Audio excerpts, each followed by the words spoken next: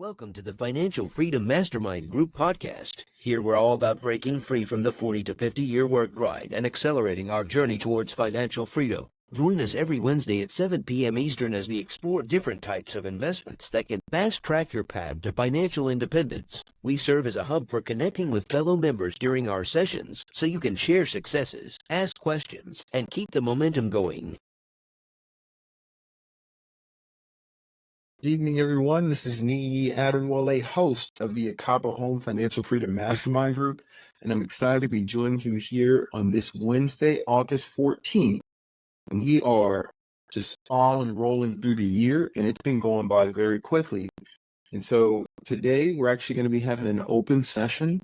And last week we had a very lively discussion around just working through real estate contracts and how you can get the upper hand. And today what we're going to focus on is where we are in the market right now and how you should be going about optimizing your portfolio and what we're actually doing with our portfolio to get the most out of it. But my co-host Liban's going to be joining shortly, and then we will kick this thing off. But if you have any questions, any comments, again, this is an open session, so feel free to throw that into the chat, and we will pause for a second. Liban, how you doing, man? Doing good. How are you doing today? Super good. I see you coming through with the fresh cut. I like it. You know, it's too hot. It's too hot. That Georgia heat really gets to you when you got a lot. So it was time to join the wave. So it's a lot better. I get up and leave now. We might keep this rolling. Hey, nothing wrong with that.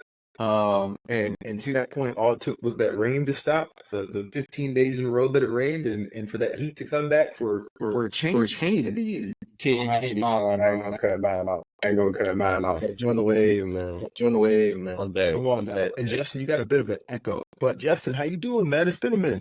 Give me 1 second. I'm trying to fix the echo. AJ, how are you? I'm solid, man. I think I'm trying to figure out some technical difficulties myself too. Once it get into my headphones, but they aren't working right now. But I'm solid, man. How y'all doing? Hey, we're super good. And then why you got those technical difficulties? And AJ, go there. You still having that echo? Yeah, you're the one with that echo. You want to mute for a second? And Liban? Oh, it wasn't. Yeah, I don't. You got framed. You got framed. Hey, he came on. I was like, how is my video guy? Like, what? I see the one having issues here. Is that better, guys? No. Did you change your volume using headphones? While AJ is doing that, there was one topic that we wanted to dive into today and kind of go on a roundtable discussion to understand what everybody's doing to optimize the portfolio, whether that's reducing expenses, whether that's increasing the income. But first and foremost, I think you got to look at the market to understand why this is a need, right? And so, Liban, I'll get it to you in a second, but when I look at the market and talk to a lot of different clients that I'm working personally with, I'm seeing the shift, right? A couple of years ago, we were definitely in a seller's market where, as a buyer, you could just submit your highest and best and hope that you can get something under contract. And then it shifted to more of a neutral and market where if the property's been sitting for a while, or if you becoming aggressive, you may have an opportunity to put a nice deal together. And now it's completely shifted to a buyer's market with those interest rates staying high. And so we're putting some incredible deals together from a buyer perspective. But Liban, what are you seeing? Kind of the similar, especially with me, I work with primarily a lot of flippers, so I'm noticing now one thing that was rare is credits. We're able to negotiate credits more so often, especially now, just due to the amount of homes that are available. Another thing too I'm overall noticing is some markets are having an overage on properties that are falling out of contract. So, things will go under contract, but they don't close. And we're seeing more of those overall than previously. And I think it's just more so due to the fact that buyers now have options. Yeah, 100% agree. And so it's a time in the market where it's similar to what Warren Buffett says. I think we talked about this before, but he says you always want to do the opposite, basically, right? So when there's blood in the water, right, that's when you want to be buying and things of that nature. I'm butchering this whole quote, but long story short, you want to zig when everybody's zagging. And so I can tell you that in the past week, I've had 4 separate conversations with different individuals, some within our network, some completely outside of our network that just found a number, that are looking to sell their house, right? Like, hey, I'm trying to sell, things of that nature. And so what we advise is exactly what we would do. First and foremost, this is not the time to sell if you do not have to, right? Like most people would say, oh yeah, you want to sell, we'll take the contract. We are investors ourselves. And so it's like, hey, this is not the time to sell unless you have to. Now, for the flip, something where you bought it super cheap and now you're selling it a bit higher, but it's still under, there's still enough value there, that makes sense. But if it's something you just bought, 18 months ago, right, as a long term, and now you're looking to sell because the market shifted a bit, that is not ideal. That being said, we've had those conversations with a couple different individuals. And so when I'm looking at this market, it's one where if you're able to hang on to your properties and just buckle down, that's the ideal solution. And so that's why I wanted to talk about optimizing properties of what you're doing to reduce costs, what you're doing to make more money off those properties. And so kicking off the roundtable discussion, Justin, I know you've done an awesome job of really optimizing your properties over the past couple months. Any tips on how you get more value out of them? Yeah, I'm just trying to get my ADR to the best possible spot that I can, and while occupancy high as well. Hopefully y'all can't hear that too much. My little girl is going crazy in the background. But I'm trying to optimize as best I can by basically keeping my overhead low and keeping my ADR and my occupancy as high as I can. They're working with the fag planner for a good little bit, so we started off on a great footing. I made sure I kept those costs low. I think the biggest thing, you alluded to it earlier, like the less amount you can spend, the less amount you can make. As long as you're keeping that thing net neutral, you're cash flowing, you're always in a good spot. So that's one of my main concerns right now. August has actually been a tough month for me. He had 2 weekends back to back and didn't get booked. We're already booked for the third weekend, almost like a month out. So we made a pretty good spread on that. But we lost 2 weekends back to back on one of our properties. But the other property had just finished up a 21-day stay. So, with the good, you have the bad sometimes. So we're just kind of weathering the storm right now, but everything's looking up. AJ, shifting gears, what about you? What are you doing to optimize your portfolio? Yeah, so Justin and I, we've been meeting pretty frequently and just kind of talking about, our ups and downs with, personal life and also our businesses. But one thing that I thought that we had in common, which was kind of interesting, was August actually is coming like to be a bit of a slower month, and I'm probably just assuming that just to be with the kids going back to school. Families aren't traveling as much. So one thing that I'm doing actually right now is just paying attention to my dynamic pricing on Price Labs. Toning it down just, a little bit, about $5 or $10 here and there. But really just trying to drive value because I don't want to have a property where, the nightly rate is too high in a season where people aren't traveling as much, right? So I think for my property, I want, my guests to make sure they're getting the value out of it. Just making sure I'm tweaking my dynamic pricing here and there and making sure I'm, giving the customer a good value when they're going out traveling. That is a major tip and it makes a lot of sense. Just keep an eye on, it kind of goes in hand with what Justin was saying, right? If it's looking like it's a little lighter in the month, making those adjustments to try to get people in and get your property noticed. Nas, what about you, man? What adjustments are you making in this season to optimize your portfolio, whether it's on the expense or the income side? So the one thing I'm looking at doing now, just moved out a long-term tenant. So I'm shifting that unit to an Airbnb. And obviously with us leaving the summer months, I'm already anticipating not having it booked out like obviously like a summer stay would be. So what I'm doing to kind of mitigate that is extending the nightly stay and reducing the cost. So at least I'm not taking as much overhead on the cleaning fees. So if I can get like 4 or 5 night stays rather than 3 nights, then it kind of balances back out if I can stay a little lower on the market than other people, especially in the area that I'm in. The good thing is I'm next to the airport, so I'm hoping to balance that out. Absolutely. Being close to the airport does help, right? Because then you get some of that business travel, people that need to stay just for, just a couple of days, right, before bouncing out of town. And that's one of the unique benefits of the Metro of Atlanta, right? It's not just a vacation destination. We're in a recession. People stop vacationing. It's a spot where you have to go for work. But Liban, I know one of the things that you talked about before is having that backup plan, even for some of the flippers you're working with, right? Knowing like, hey, if something happens with the market to where there's not enough buyers to get out there, being able to flip it to something else. Can you talk a little bit about that other strategy? Yeah, so I mean, essentially, it's buying properties that, of course, we're when you come up to me, hey, I want to do a flip, we're going to do a flip, right? However, over the course, just overall, what we've seen in the market, the home's value that you think it is and what we think it is, and it might truly be, the issue might be because of where rates are, it's a tough time to buy right now. Especially, with all the other factors that are coming up, with August 17th, all of that stuff, where now buyers are going to have a little more costs.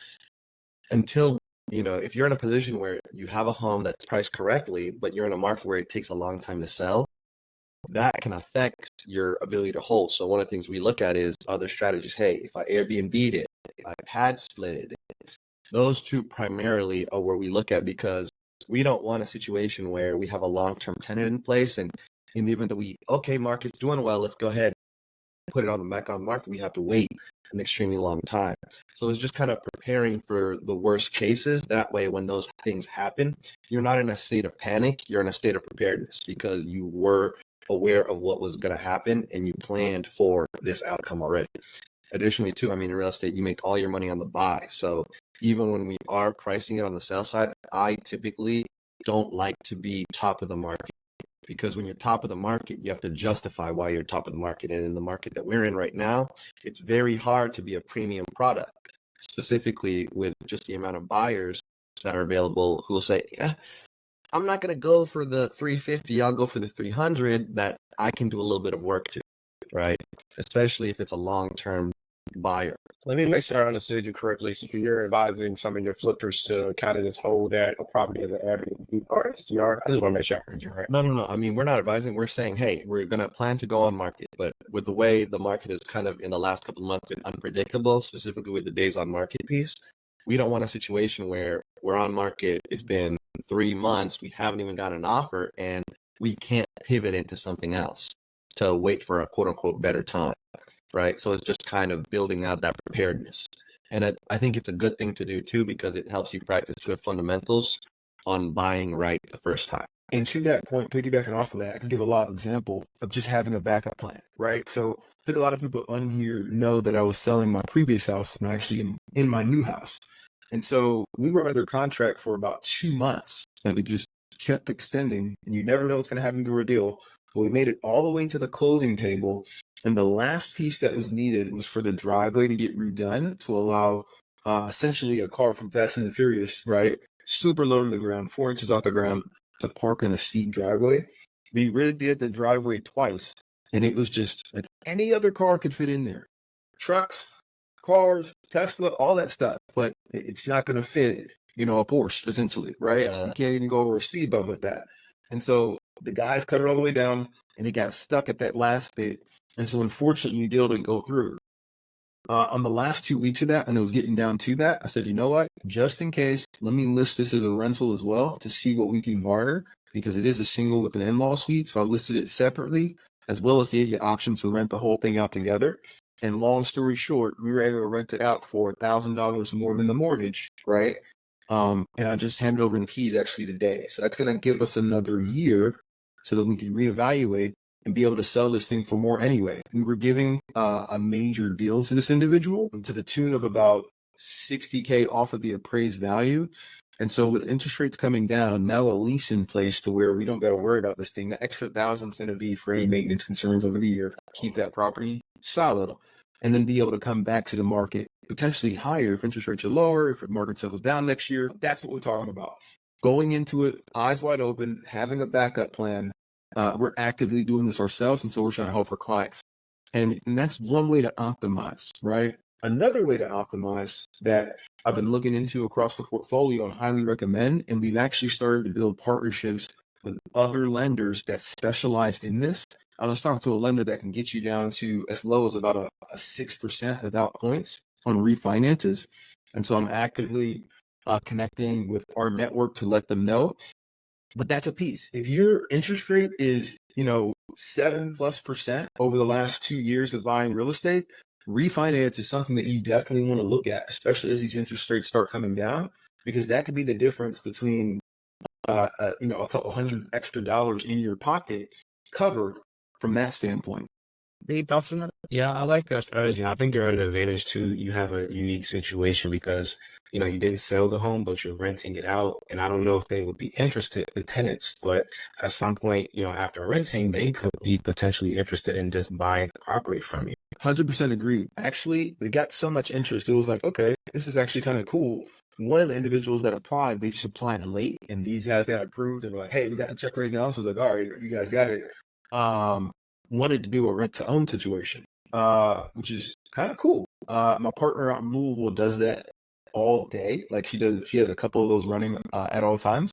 And so it's something I definitely want to look into. But you're right. These individuals may love the house and say, hey, they've already postured and said that they lived in that previous house they're in for 5 years before that person sold it. That's why they're looking for another one. And they want to stay long term and wherever they're at. So who knows? We may be providing an update here in a couple months. And it was a good question. The rent to own, the way that works is they put a deposit down and the rent that they're paying gets credited as, hey, you're kind of building in equity. At what point do then they buy you out and get a loan? Because that's what ends up happening, right? Once they have a certain amount of equity accrued, they go to a bank and then say, hey, I have a rent to own situation here. This is how much I have, etc. Yeah, typically rent to own is not like a cash flow issue. The way I've seen it mostly, the people that I talk to, it's usually, hey, I run my own business. They have the cash. We could put all this down, but maybe the credit's not there, right? The credit's not there or the bank's not lending because they would need to put down X amount or have X credit or X history. And so, yes, I put down the deposit amount and then the rent is actually going to you. Now, if they pay above and beyond that rent or you negotiate like, hey, the rent's going to be X amount, right? But if you pay, $500 more, I'll credit this toward the actual non-refundable deposit. You can definitely do that, but that's kind of how my realtor partner works it out there as well in Louisville. So were you kind of bummed out once you found out, like, obviously you have the intent to sell, but, things didn't go the way it was intended? Can you talk about that process, kind of like what you were thinking? I'm sure you were kind of bummed out, but it does sound like you found another way and just being flexible and obviously finding a way to rent the property out. AJ, I was pissed. Like, more than bummed out. It was like, what the, like you put so much time and energy in this.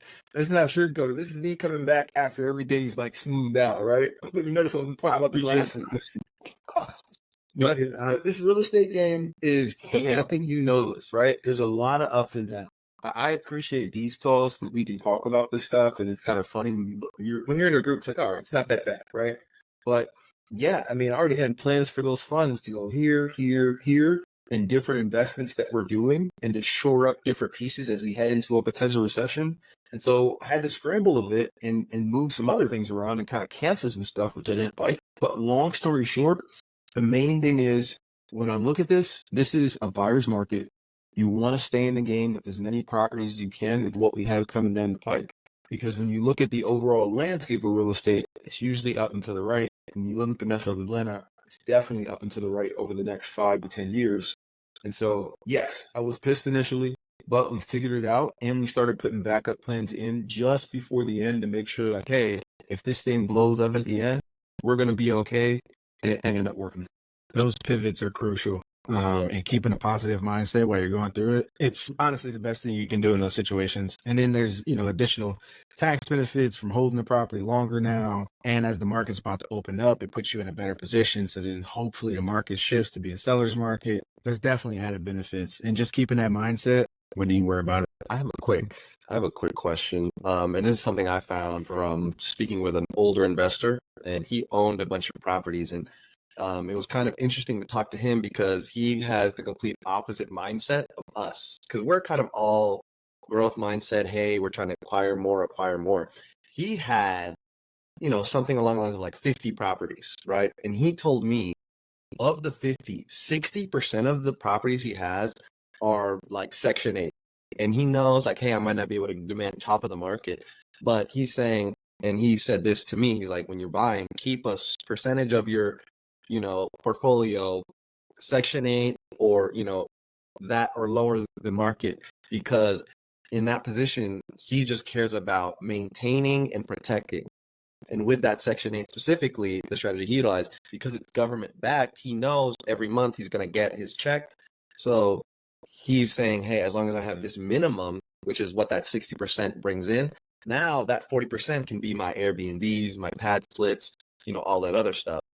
I kind of just wanted to, especially since you mentioned, hey, going into recession, he specifically said it's recession-proof, right? And so is that a strategy that you guys see yourselves undertaking after the fact, when we're old and gray? Absolutely. Going into the Section 8 market is unique. And it's unique because you get all the same benefits that you get if you go into a regular market. But the difference is you're never going to not have a tenant, right? Yeah. Because that pipeline to feed Section 8, it's always somebody waiting, and you're always going to get a check from the government. What makes it even more unique is the buy-in criteria is a lot less than what we traditionally pay, right? So if I'm cash flowing on that property, I got two options. I can build my nest egg back up to then go and buy another one in Section 8, or I can hold on it, right? Put it in some interest-bearing account, pay down my equity, and now I have a fully producing cash flowing house. And now I'm rolling and building. You kind of go to the Ramsey's mindset, right? Where it's like, pay it off, then just let the money come in. I'm not generally a fan of that because, I grew up in, this era, so I'm going to use the leverage so I can scale faster. But it is nice to have that many properties and just let the cash roll in. I'm not there yet, but once I get to 20, 30 doors, for sure. And to all of his homes were not in Atlanta. They were like in submarkets like Valdosta, Columbus, Riverdale, where, we're not necessarily same equity growth, but the cash flow numbers work really well because of the locations. And Liban, what you just said is key. Like when you talk about equity growth versus cash flow, like for example, in Louisville, I had a bunch of Section 8 in, especially this 112 year that we bought, that we were like turning it over from, say, D plus to a C minus. And it took a while, a lot of headaches, a lot of different things happened. I think we talked about some of that stuff. But long story short, we had a lot of like housing individuals in there. And during the pandemic, it was amazing. When that pandemic hit, we didn't miss anything. It was just like boom, boom, boom, boom, boom, boom, boom. All the payments are still coming through because it's the government. The government's not going to default, right?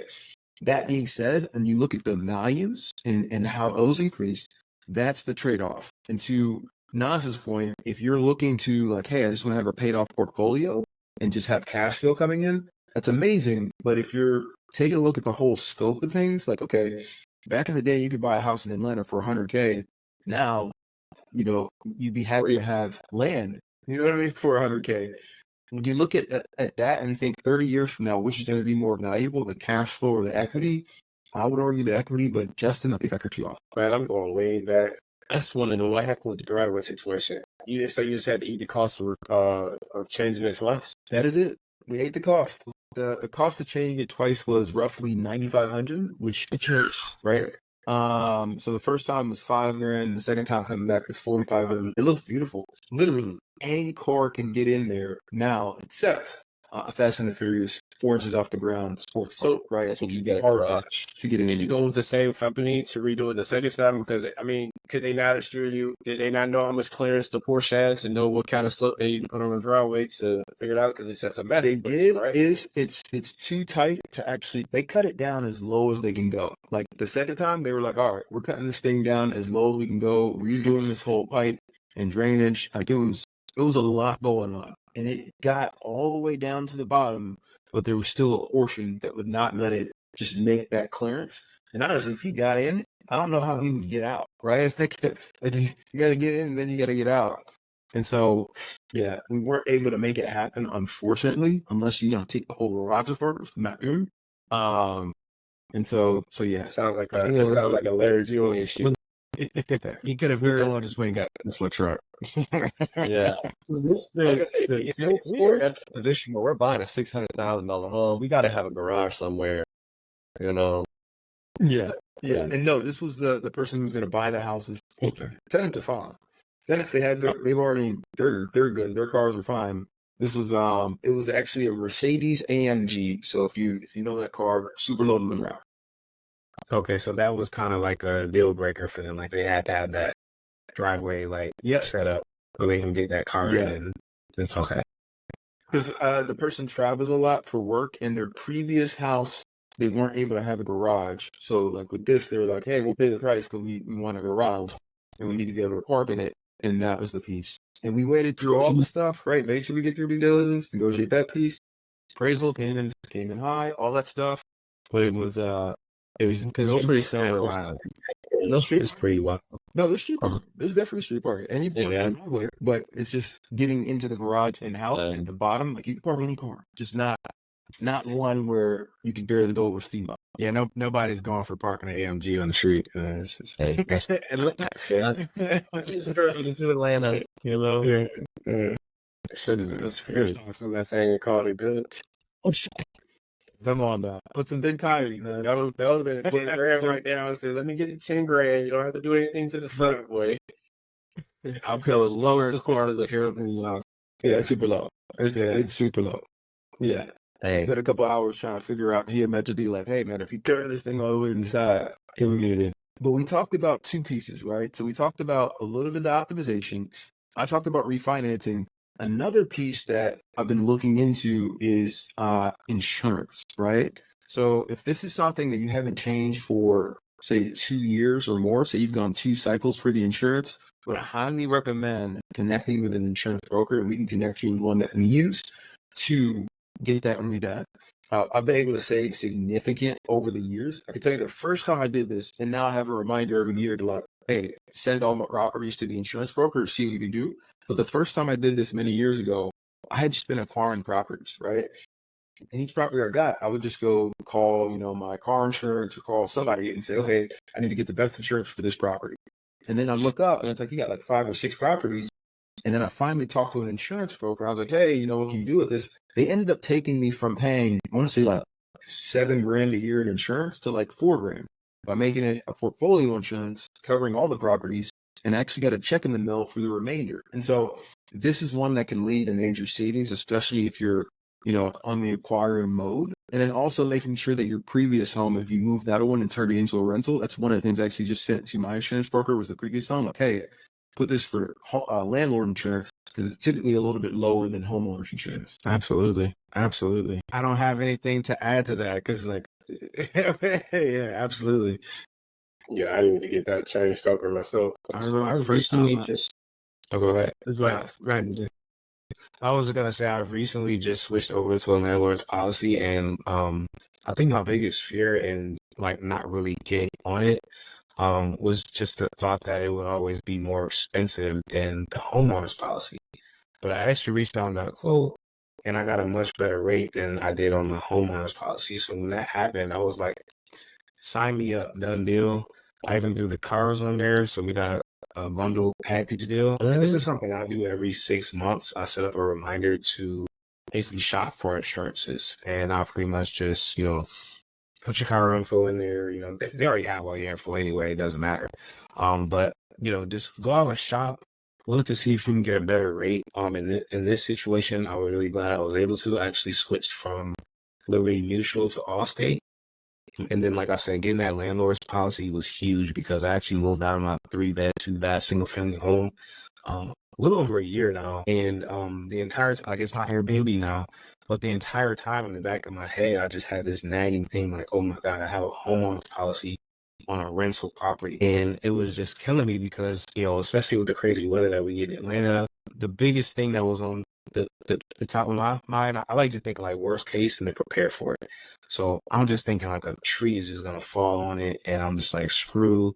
I got Airbnb tenants in there. It's not my primary residence. I'm just like, oh my God. So being able to get that was like huge for me. And then on top of that, to be able to get a lower rate than my homeowner's policy, that was just like, done deal. Sign me up.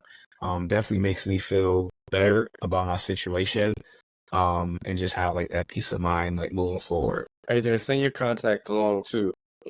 I'm like, checking my car insurance is like $700 a month right now. Since that. No, I mean, I understand. I got 4 cars. I understand why they do It's this. insane, bro. I mean, at 4 cars, that's kind of. Oh, yeah. That's kind of fair. I should laugh at that. Yeah, it is that. It's way more. That's Okay, what like this. It's way more than I'm used to, right? Like I can remember it having 4 cars, motorcycles, and everything, and not paying that much. Psych insurance has just been steady. I don't want to hear what I'm Yeah, paying. that's too terrible. I mean, look, the numbers about 175 on average. I mean, the insurance game is. I think we talked. I mean, I hate insurance. I truly hate do. it. But yeah, I mean, it's like a scam. You know, you be giving these people money, in case something happens, and then when something does happen, they're like, actually, we're not going to insure you anymore. Go somewhere else. I think taking into like account how Atlanta how bad Atlanta traffic is, getting roughly 175 a car isn't like terrible. You know, I've seen worse people paying like up to like $300 per car. Obviously like a little bit older. So yeah. Oh yeah, but I mean, So you gotta consider. I was paying $300, and then I Yeah, called see. them, and I was like, "What if I added my mom? Now my mom is in Egypt, you know, but just by adding my mom, it went to $200." Yeah. Other driver, and it's another driver, because she's a 40-year-old woman, and I'm a 23-year-old man. It balances out. Yeah. Man. Gotta get So you a if you're priest, under man. 25, it's going to be crazy. Yeah, You're no, under it's 25, then that bill's going to be high. When I got a new No, I was so crazy is they kept saying, so I always heard that, like, you know, once you get 25 and beyond, like the rates will get better. I noticed it did, but like it wasn't anything like too crazy. Like I'm still feeling like I'm paying an arm and a leg for auto insurance. You know what? A strategy I used to get my insurance lower. I sent them my grades. I literally sent them my grades, and they reduced it. Yeah, they got a bunch of programs for younger people. Yeah, I did a driver's. My first quote was $450, and then I was like, "No, guys, come on." And I sent him my transcript. I did a driver safety class, and then I shopped around, and then even still, I had to add my mom. You know, it's another thing that like they factor in, and I hate it. My first car was a Chevy Malibu, and my insurance was like, I don't know, it was like $60. It was low. And then I decided to trade up and get a BMW, and it shot up to like $450. And I was like, I knew it was going to go up because obviously I'm getting a BMW and you have to insure more. But after talking to the insurance rep, they was like, no, to be honest, the main thing we're considering is that you're in Fort Hood, and for your age demographic, for this type of car, the amount of accidents that happen with that specific vehicle are through the roof. It made sense. I was next to an army installation. A bunch of people get their little foreign cars when they get back from deployment and go wreck them. And I was like, and I did the same thing. Good job. No, I didn't wreck it, but I went and got the exact. Yeah, no. No, I still got my baby. It's sitting out for now. And honestly, insurance companies are. Go ahead. No, go ahead. Honestly, insurance companies are geniuses, right? Like they have so many models and systems that they're running numbers on to actually know to a T, this is how many we can expect, and this is what we can charge to be profitable. And so, like, you can't even blame them. I wish I was in there, but like that. Yeah. No, what I was gonna say was they even factor location. So when I lived in Johns Creek, I was paying $180. I moved to Stone Mountain, it shot up to $250. Man, God, I'm not even in the hood. Guys, what's going on? But it just goes to show now I'm debating whether or not I should go back. But yeah, Location. literally. That is the key. And shifting gears back to the topic at hand, any other tips for optimizing your current portfolio, whether it's reducing expenses or increasing the income? One of the things that Justin talked about earlier was optimizing the pricing. I think that is awesome. And I've also been looking at different properties and optimizing the property itself, right? Going in, putting an additional, 3 to 5K into, repainting, putting some new furniture in there, new photos, things of that nature to make it stand out.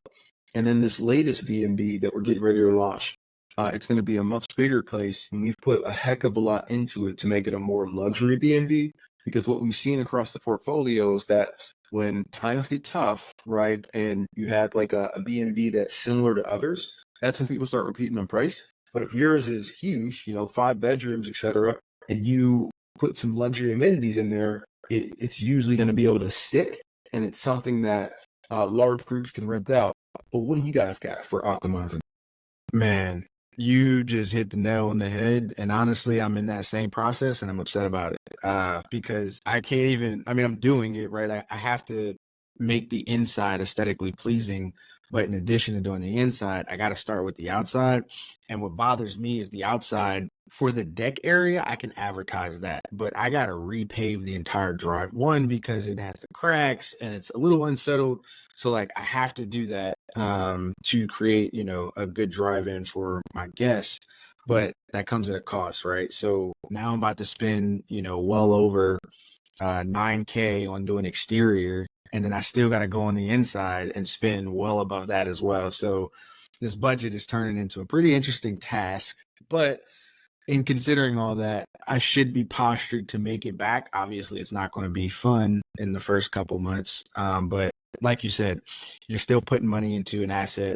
It's going to come back. And that's just the way you got to kind of look at it, just power through it and just know that like if you ran your numbers right, it's always going to work out. AJ, any last thoughts on optimizing?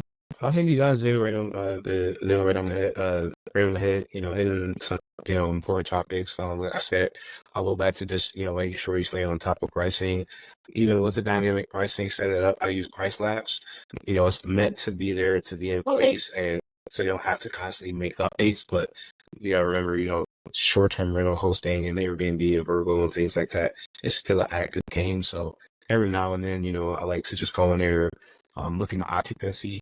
If everything is smooth and my occupancy is high, I'm getting booked out, then, typically I probably would just leave it as is. If it's not broke, I'm trying to fix it. But the slower months like August, when the kids are going back to school, people aren't traveling as much. Like to look at the occupancy percentages and then also the competitor pricings. So especially on the weekdays, I don't care too much about giving discounts on the weekdays because that's typically a time frame when people don't book as often, right? So if I can give somebody a discount during the weekdays, 20%, things like that, get the straight through pricing on Airbnb, make it an attractive property, I can get a one up on my competitors because they may also be using dynamic pricing, right? But they may not be as attractive as I am, given the 20% discounts, get extracted pricing, things like that. So that's just something I'm just trying to, keep an edge up on the competition and just tweaking the pricing just a little bit here and there. I haven't been able to use it yet because I'm about to switch over to short-term rentals. But way back in the day, I used to have like multiple jobs. One of my side hustles was Uber. And so when I would look at the Uber app, it would tell me when big events were coming to town. And so I'm curious to see how predictive that is, where I can, kind of foresee some of that dynamic pricing and utilize the Uber app to kind of generate how I think the market's going to fall for that week. And I say that because, I'm not too far from the Mercedes-Benz Stadium. And so if they're having a large event that I think would generate a lot of people coming to town, then I should consider, okay, well, what is everybody else doing? How are the prices fluctuating? And I'm sure Price Labs does most of that stuff, but I wonder how predictive it is at trying to really hone in on where that market's going to fall for pricing. I would say just through experience, it is pretty solid with that. Like I know, for example, Labor Day is coming up. So I've been getting a lot of inquiries about that weekend, September, I think 2nd, end of August, first couple of days of September.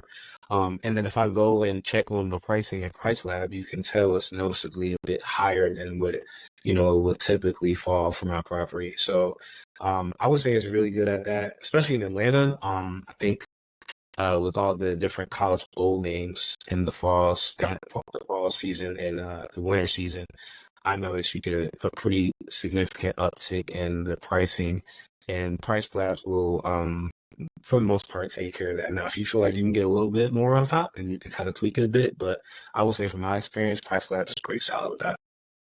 Good. Question for you guys: when it comes to these short-term rentals, right? How do you feel about like welcome gifts? Do you guys do that? for your properties? So obviously I haven't implemented it yet, but from staying at an Airbnb, one of the things that I've found I like a lot is getting there and they'll have like a what to do in the city. But the clever ones is when they break it down and they'll put like different genres of music. And that's saying something without saying something. Right. So whether you want to go out and have a country music night or you want to have a hip hop night or a jazz night, they give recommendations in line with that genre. Right. And so that helps out a lot when you're going to a town that you've never been to, but you want to go out and have a little bit of fun. Well, if you want to go listen to jazz music, here's a restaurant that's going to play some slow jazz while you're eating. Here's the night out that you're looking for if you want to be romantic. Those small ads, I was like, man, this is good. And obviously, I ended up doing one of them. You said that to just how have you said that? Because that's something that I'm implementing probably about it's been some time, probably about like five months ago. But in my messaging after the guest is checked in on the first morning, I send a list of not just any generic ones because I go out in Atlanta and I know what the food is like, but I specifically put some of my personal favorites. And guests really like that. So if you guys aren't already doing that, which I'm probably, I'm assuming you guys probably do, but if not, highly recommend doing that because that's also been reflected in my reviews. Guests really like that. And I'm glad that you mentioned that because, when you come in, especially a place you've never been before, on eats, right? That's one of the first things you want to do, right? Took a long flight, then driving for hours, I want to get a good bite to eat. So if you recommend a good spot to eat, guests really do appreciate that, and like I said, it does reflect in the reviews. Just make sure you don't recommend any bad spots, because then they probably might say something. I don't know, give you a bad review. I think the benefits far outweigh the risks. At the end of the day, it's just a recommendation, right? I mean, just let the guests know, like, hey, these are my personal favorites. That doesn't mean that you're gonna like it. You can't please everybody, so. Can we just be honest here and admit that that is an issue? I feel like that is specific to Atlanta. Dude, so one pure experience from this past Sunday is why I'm laughing. Has anybody ever eaten at Le Petit Marché? That's on That's how my tech right. It's in Kirkwood. That's dude. I love that spot. I know everybody. I go there probably before I moved. I went there probably like 2-3 times a month. Nah, we ate there. That's where we met up. And I was way back when. I thought so. I thought I've been there. I wasn't 100% sure. That's like the small cafe spot, right? Yes. Okay. A little mark there. Whatever. Long story short, I was there on Sunday taking my mom and my wife, and 2 weeks ago, I don't know what happened to management, but like it's half the menu's gone. They don't serve drinks anymore. Now it's all plastic. It's like a takeout spot. It's not like it like it was a major disappointment. So to that point, Justin saying that's definitely an issue. So you definitely want to check back on those places. One of the things I'm thinking about doing, and we haven't done it for a while, I used to do this back in the day, is for this new luxury one, I'm thinking about putting a skylight. You guys put those skylight digital frames where you can send like recommendation photos to it and it just send us through them. Thinking about putting one of those on the bookshelf again, and then you're able to delete recommendations. So I can delete Le Petit Marché on there and add them virtually without actually having to go back like a digital guidebook and kind of go from there. But I like this recommendation. You definitely that's good. Wow, I was hurt, Justin. Yeah. I was hurt. yeah, we need to get a bell for this. That was a bell moment. They just like these contractors. Hey, ring a bell. It hurt almost as much as the drop, and I was like, man, this is my spot. Yeah. I'm bragging about it. I'm like, yeah, we don't get this. It's not a menu anymore. What? That they take it off. Hurt. Yeah, I still say that's like a big issue in Atlanta. Atlanta's food market is terrible. It's terrible. You can find a good spot every now and again. Yeah, Buford Highway, they do that for all the way out to this. Yeah, it is. Instagram is deceiving. It's so deceiving. It'll pop up on Instagram like, oh, we'll check this out. Deceiving. Yeah. Yeah. Also, my first couple weeks here, I tried out STK, and I was like, oh, it's terrible. It's terrible. Yeah, it is. Yeah, it is. It is. Yeah, it's all over the place. Yeah, it was not worth I know that because Kona and STK are owned by the same company. It's wild though, because when I got there, the wait was ridiculous, and I'm like, "Oh, this place really must be good." And it's like, "No, you probably just got duped on Instagram too." There's been so many restaurants flash. Yeah, it's true. If you guys are in Decatur, Sure. check out Amy's. Highly recommend. It's the best wing spot. Yes. Is it? Now, top nice. They're the ones that gave us the food That for Chanel, I went. Great. They're amazing. Was that the food for the catered event for the? yes. Nice. yes. That was good. Yeah, that was good. I would have had the snatch out of Liban's head in 40 Yeah, I was Right? taking that. like hustle. I'm like, hey, where's he going? Come on. But guys, we completely derailed in the last few minutes. I don't know how, but it was very connecting with thought leading off. I look forward to seeing you next week. Everybody be safe. Yes. Join us every Wednesday at 7 p.m. Eastern as we explore different types of investments that can fast-track your path to financial independence.